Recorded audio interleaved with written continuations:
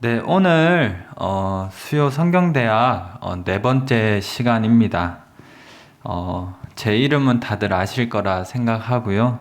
저는 이제 부분적인 하나님 나라 두 번째 파트를 준비하게 됐습니다. 먼저 사진을 한 장 보여드리면서 시작을 하려고 합니다. 이 사진은 퍼즐 조각 사진인데요.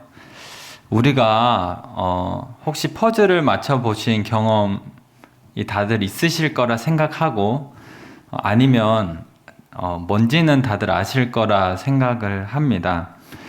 퍼즐을 맞출 때 우리가 이 조각들이 이 사진 보이는 사진과 같이 있는 것을 보면 이거는 도대체 뭔가 싶은 생각이 사실 듭니다.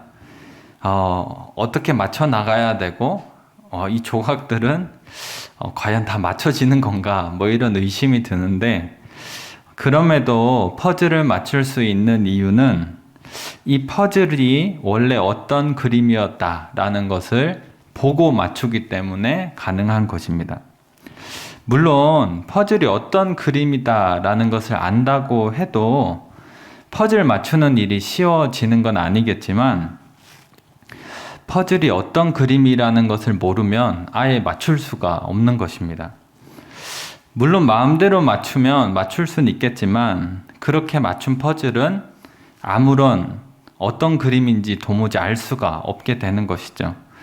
그렇게 되면 퍼즐은 결국 처음 조각부터 마지막 조각까지 전체가 어우러지는 하나의 퍼즐로서 성격을 잃어버리게 되는 것입니다. 우리가 성경의 큰 그림이라고 하는 책을 공부하는 이유도 마찬가지라는 생각이 듭니다. 완성된 그림 없이 퍼즐 조각만 가지고 퍼즐을 제대로 맞출 수 없는 것처럼 성경의 큰 그림이 없이 성경의 부분적인 이야기만 가지고는 성경을 제대로 읽을 수가 없기 때문입니다. 마음대로 읽을 수는 있겠지만 그렇게 읽은 성경은 무엇을 말하는지 도무지 알 수가 없을 것입니다. 그렇게 되면 성경은 결국 처음부터 마지막까지 전체가 어우러지는 한 권의 책으로서의 성격을 잃어버리게 되고 우리는 성경이 말하는 어떤 메시지보다 우리가 듣고 싶어 하는 것, 우리가 보고 싶어 하는 것을 보게 될 것입니다. 그렇게 되지 않기 위해서 하는 것이 성경의 큰 그림이다 라고 이야기를 하고 싶습니다. 물론 성경의 큰 그림을 안다고 성경을 읽고 이해하는 것이 갑자기 너무 쉬워진다. 그러면 빨리 사역의 길로 가셔야 되겠죠. 물론 그렇게 되는 것은 아닙니다. 그렇지만 적어도 성경을 제대로 읽을 수 있는 최소한의 준비는 하게 해줄 것이다 라는 생각을 가집니다. 오늘의 목표는 저희가 가지고 있는 책의 71페이지를 보면 이렇게 적혀 있습니다.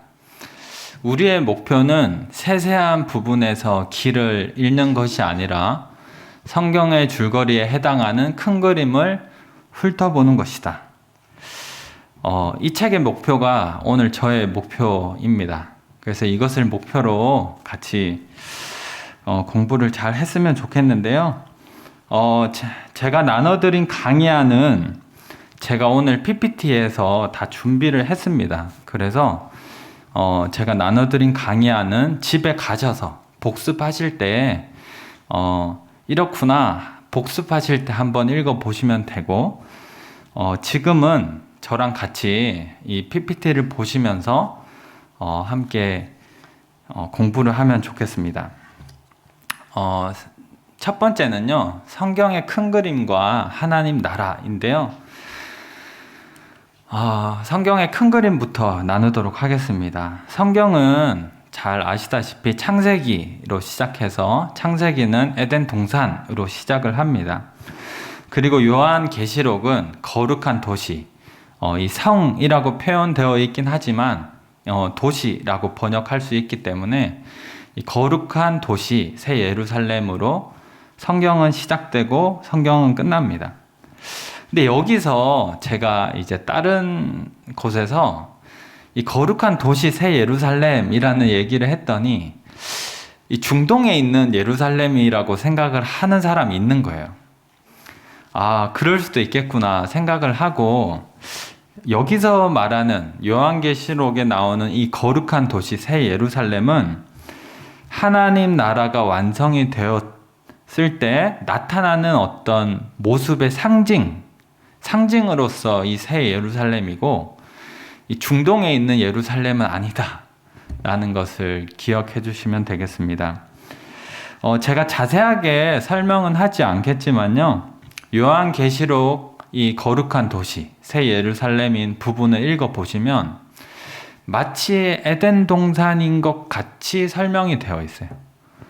그래서 얼핏 보면, 자세히 보면 차이가 나는데 얼핏 보면 에덴 동산의 이야기인 것 같다라는 생각이 들립니다. 뭔가 나무도 있는 것 같고 강도 흐르는 것 같고, 그것은 무엇을 얘기를 하는 것이냐면, 왜 거룩한 도시 새 예루살렘을 왜 성경에 처음에 나오는 에덴 동산인 것처럼 묘사를 하냐면, 거룩한 도시 새 예루살렘은 에덴의 완성이기 때문입니다. 다시 말해서 하나님께서 에덴 동산을 만드실 때 그대로 어떤 머무는 것을 원하시는 게 아니라, 여전히 사람들이 막 벌거벗고 이렇게 막 과일이나 따먹으면서 이렇게 사는 것, 그대로 있는 것을 원하시는 게 아니라 완성을 바라보셨다라고 하는 것이죠.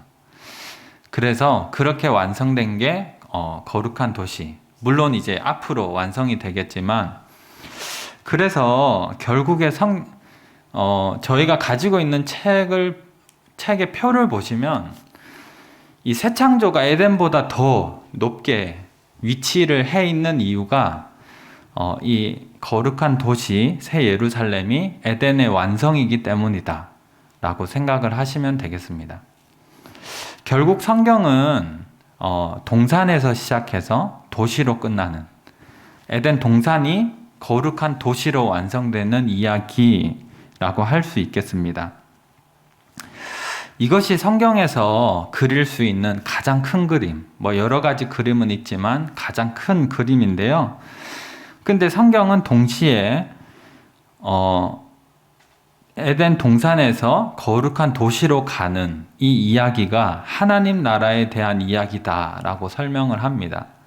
왜냐하면 하나님 나라의 4가지 요소를 에덴 동산과 거룩한 도시 새 예루살렘이 가지고 있다라는 건데요. 그것은 이제 백성, 땅, 다스림, 그리고 하나님 나라는 우리 대한민국 같은 나라가 아니라 왕이 다스리는 나라이기 때문에 왕까지 추가돼서 이 4가지 요소가 있습니다. 그래서 에덴 동산을 생각해 보시면 하나님이 왕이 되셔서 막 명령을 하시잖아요. 그리고 사람은 다스림을 받고 에덴 동산이라는 땅이 있고 하나님의 백성이 있고, 그러니까 하나님 나라에 대한, 이제 새 예루살렘도 마찬가지인데 하나님이 왕이시고 백성들이 다스림을 받고 거룩한 도시라는 공간이 있는, 그래서 우리가 이 성경의 이야기를 결국에는 하나님 나라에 대한 이야기다라고 이해를 할 수가 있는 것입니다. 두 번째로 나눌 것은요, 하나님 나라 패턴과 실패입니다. 하나님 나라는 아까 제가 설명했다시피 하나님이 왕이시고 다스림을 받고 에덴 동산이 있고 백성이 있는데, 우리가 이제 잘 알잖아요. 선악과를 먹게 됨으로써 죄가 들어와서 그 패턴이 와장창 깨지잖아요. 그것이 이제 저희가 가지고 있는 책의 53페이지에서 이렇게 설명을 합니다. 하나님 나라의 패턴이 죄에 의해 무너졌다. 인간은 본질적으로 더 이상 하나님의 백성이 아니다. 우리는 하나님께 등을 돌렸다. 우리는 에덴 동산에서 추방되었다. 우리는 하나님을 거부하고 마치 우리가 세상을 다스리는 것처럼 살아간다. 이렇게 하나님 나라의 패턴이 무너지고 죄가 들어왔을 때 어떤 일이 일어나게 될까? 그것이 이제 창세기를 천천히 읽다가 보면 이제 탁 드는 질문인데요. 어떤 일이 일어나냐면, 이런 일이 일어난다고 합니다. 에덴에서 추방을 당하고, 형제, 살인이 일어나고, 또 인간이 죽음을 맞이하게 되고, 하나님의 심판이 이 세상에 거하고, 바벨탑 사건은 인류가 함께 뜻을 모아서 하나님을 반역하는 일이 생겨난다. 그러니까 하나님의 나라의 그 패턴이 무너졌을 때는 이러한 일들이 생겨난다라고 하는 이야기를 우리에게 들려줍니다. 여기까지가 저희 책의 표에 보시면 이 부분, 에덴에서 시작해서 추락하는 이야기입니다. 그래서 아래로 이렇게 추락하는 이야기. 근데 이 세상이 추락하고 심각해졌잖아요. 그러면 이 세상은 또 어떻게 되는 것일까 할 때 하나님이 이 하나님 나라를 유지시키는 어떤 힘, 은혜, 언약 이런 것들을 계속해서 주시더라 하는데 어떤 것이 있냐면 선악과를 먹었지만 가죽옷으로 이제 가죽옷을 입혀주시고 가인이 동생을 죽였지만 표를 주셔서 보호하시고 또 하나님과 동행할 수 있는 여전히 동행할 수 있게 해주시고 또 노아에게 언약을 주시고 아브라함을 통해서 이제 민족을 만드시려고 하시는 그런 모습이 보여집니다. 이 부분은 저희가 가지고 있는 책에 60에서 67페이지에 자세히 기록이 되어 있으니까요. 이 부분에서 내가 정말 더 깊이 알고 싶다 하시는 분들은 제가 적어 놓은 책 페이지를 참고하시면 되겠습니다. 이제 마지막 세 번째입니다. 빨리 왔죠? 네. 근데 이 부분이 이제 제가 다뤄야 하는 부분이라서 앞부분은 빨리 이렇게 건너뛰어서 왔습니다. 세 가지로 나눠서 설명을 하려고 하는데요. 첫 번째는 회복된 하나님 나라 패턴. 죄로 인해서 무너진 하나님 나라 패턴을 하나님은 어떻게 회복시키시는가. 이 이야기는 책의 이 표에 해당하는 부분입니다. 그래서 창세기 12장부터 여호수아까지 이렇게 타락해서 내려온 것이 올라가는 데까지의 이야기를 제가 이제부터 설명을 하겠습니다. 첫 번째는 민족인데요. 창세기 12장부터 출애굽기 18장까지 해당하는 내용입니다. 창세기 12장 2절을 보시면 하나님께서 아브라함을 부르시고 내가 너로 큰 민족을 이루게 할 거야 라고 이야기를 합니다. 아브라함은 생각했겠죠. 도대체 언제? 뭐 이런 생각을 했지 않겠습니까? 백사가 돼도 아기가 없으니까 뭐 약속은 하셨지만 나는 뭐 못 들은 셈 치겠다 뭐 이렇게 생각했을 수도 있고 아니면 뭐 믿습니다 뭐 그랬을 수도 있겠고 뭐 자세한 건 모르겠지만 하나님은 여튼 아브라함을 부르실 때 너로 큰 민족을 이루게 하겠다라고 하십니다. 근데 이것이 건너가서 출애굽기에 가면 1장 7절에 보면 이런 구절이 있습니다. 이스라엘 자손은 생육하고 불어나 번성하고 매우 강하여 온 땅에 가득하게 되었다. 여기에서 생육하고 번성하고 가득하게 되었다라는 이 단어는 창세기 1장에서 하나님이 에덴을 지으시고 사람에게 생육하고 번성하고 땅에 충만하라고 할 때 쓰는 단어와 같은 세 단어를 사용하고 있습니다. 그래서 무엇을 보여주냐면 하나님이 에덴을 만드시고 이 완성을 향해서 나아갈 때 사람에게 하셨던 그 명령을 잊어버리지 않으시고 이 민족을 통해서 이루어 나가고 계시다라는 것을 보여주는 겁니다. 같은 단어들을 통해서.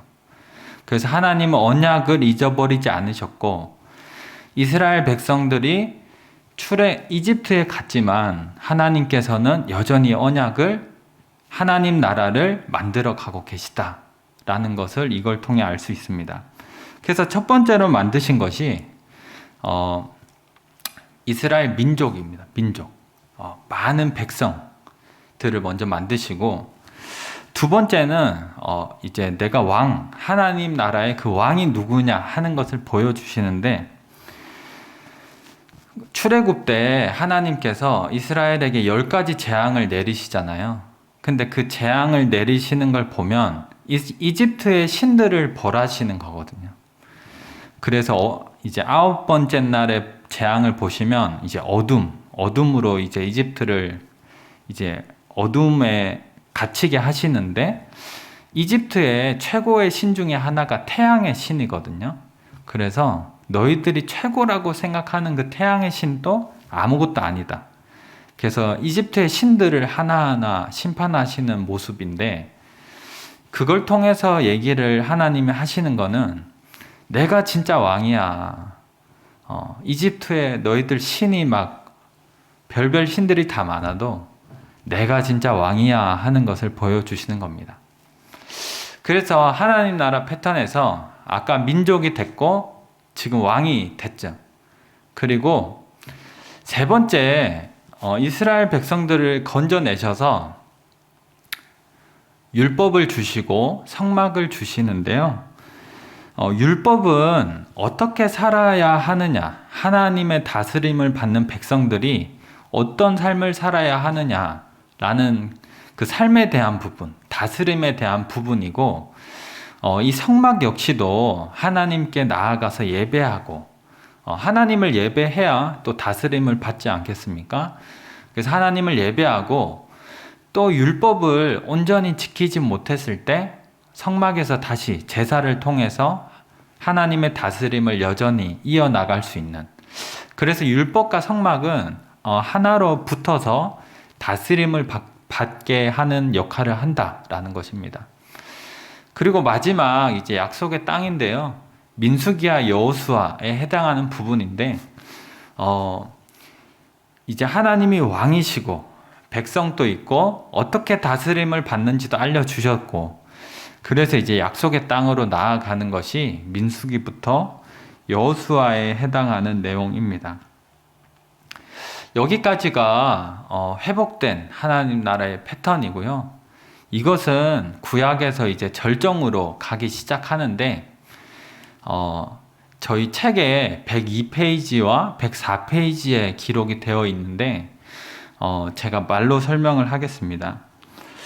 솔로몬 시대에 가면 하나님 나라의 패턴이 절정에 이르기 시작합니다.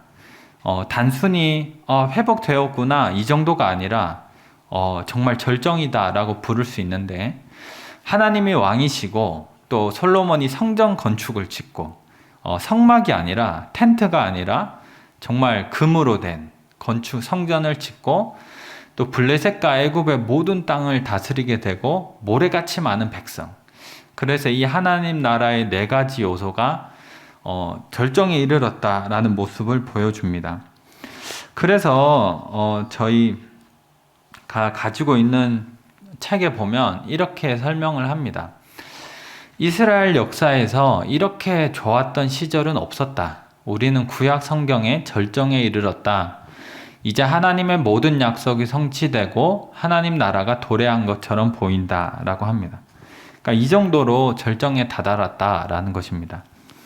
그래서 아까 표를 보시면 에덴에서 추락했다가 솔로몬까지는 절정으로 쭉 가는 직선을 그리는 겁니다. 절정을 향해서 이렇게 가는 것입니다. 어렵지 않으시죠? 네. 이제 마지막으로 성경의 흐름에 따라 보는 부분적인 하나님 나라 패턴을 함께 나누고 마치도록 하겠습니다. 창세기는 이 부분에 해당하는 건데요. 하나님이 에덴 동산을 만드시고 거기는 하나님 나라였다고 했습니다. 에덴 동산이 있고 백성이 있고 하나님이 왕이시고 다스림을 받는. 근데 그것이 이제 3장에서 추락하게 되고 아브라함과 그 족장들을 통해서 하나님이 다시 조금씩 회복해 나가시는 이야기가 창세기에 있고요. 그리고 출애굽기는 이 부분에 해당하는 것인데, 이제 레위기까지 해서 출애굽기 레위기까지 해서 하나님이 백성을 다시 만드시고 그리고 성막을 통해서 함께 하시고 또 율법을 통해서 어떻게 다스림을 받는지 또 알려주십니다. 그리고 민수기와 여호수아는 이제 하나님 나라의 땅에 대한 부분인데요. 이제 모든 걸 다 갖추고 회복된 하나님 나라의 패턴에 땅만 빼고 모든 걸 다 갖추고 이제 약속의 땅으로 출발합니다. 저희 책의 92페이지를 보면 애굽을 탈출한 오합지졸들이 이제 조직을 갖춘 군대처럼 보이기 시작한다. 그러니까 하나님 나라에 대해서 꽤나 모양이 갖춰지고 있는 듯한 느낌을 주는 겁니다. 그렇지만 안타깝게도 그러나 하나님이 이들을 애굽에서 해방하실 때 보았던 하나님의 능력에 대한 모든 증거에도 불구하고 이스라엘은 하나님을 신뢰하려 하지 않는다. 살짝 실패하긴 해요. 그렇지만 여호수아 때 이렇게 도착을 하게 됩니다. 그 전에 이제 신명기가 나오는데 신명기는 복과 저주의 가능성에 대해서 말합니다. 약속의 땅을 앞두고 이스라엘 백성들에게 어떤 이야기를 하냐면 하나님 나라의 패턴을 잘 지키면 땅을 얻게 될 것이다. 그렇지만 에덴 동산에서처럼 실패하게 되면 그 땅에 들어가지 못할 거야 라고 이야기를 합니다. 그래서 저희가 가진 책 95페이지에서 언약을 지키고 번성할 것인가 아니면 이들이 불순종하고 그 땅에서 쫓겨날 것인가 라는 질문을 던지고 마침내 여호수아에서는 들어가서 성공을 하게 되죠. 네, 이스라엘은 마침내 가나안 땅에 들어가고 이전 주민들을 물리치고 땅을 차지한다라는 겁니다. 이렇게 약속의 땅에까지 들어가는 이야기가 완성이 됩니다. 그리고 나서 이제 어떤 이야기가 나오냐면 이제 마지막 요 부분인데요. 사사기부터 역대하까지인데 이때는 어떠한 것을 이야기를 해주냐면 진정한 왕이 필요하다라고 하는 갈망을 계속해서 일깨워 줍니다. 구약 성경에서. 사사기는 제가 좀 더 자세하게 설명하면 좋겠지만 줄여서 설명을 하자면 사사기는 계속 어떤 이스라엘 백성들이 실패하는 이야기거든요. 계속해서 실패하는데 실패할 때마다 질이 점점 나빠집니다. 그래서 더 심각해지는 상황으로 가는데 하나님은 계속해서 구원자, 이 사사를 보내주셔서 구원을 하시죠. 근데 이 사사가 없으면 또 타락하고 또 타락하고 그래서 진정한 왕이 필요하구나. 비유가 적절할진 모르겠는데 이렇게 제 이야기는 아닙니다. 잦은 소개팅을 했다고 생각을 해보면 결국에는 진짜 내 사람은 없나 이렇게 되는 것 아니겠습니까? 그러니까 사사기 역시 자꾸 사사가 와도 타락하고 이러니까 진짜 이거를 끝내줄 사람이 없을까 이렇게 되는 것이죠. 그래서 책에서 이렇게 설명을 합니다. 우리는 한 왕을 갈망해야 한다. 사사들은 한 왕이 지명되면 모든 것이 나아질 것임을 암시해야 하는 내다보는 존재들이다라는 것입니다. 그리고 사사기를 넘어가면 이제 룻기를 넘어서 사무엘서를 가면 다윗을 보게 되죠. 다윗을 통해서 훌륭한 어떤 하나님의 이 통치가 보여지긴 하지만 다윗도 곧 죽는 것 아닙니까? 그래서 이렇게 설명을 하는 것입니다. 이스라엘은 자신의 역사에서 이런 평화와 번영을 누린 적이 없었다. 그러나 더 큰 자가 와야 한다. 그러니까 다윗도 훌륭한데 다윗도 실패가 있고 또 인간인지라 죽으니까 더 큰 자가 와야 되지 않을까. 그리고 이제 열왕기에서 솔로몬의 이야기를 보게 되는데요. 아까 봤다시피 절정에 다다르게 됩니다. 절정에. 그래서 아까 읽었던 거지만 하나님 나라가 마치 도래한 것처럼 보인다. 모든 약속이 성취되고 아, 정말 이거면 된 것 같다라는 그 순간에 마지막 표에 절정에서 약간 꺾임선으로 내려가는 거 보이시나요? 네. 그래서 이 부분이 시작이 되는 겁니다.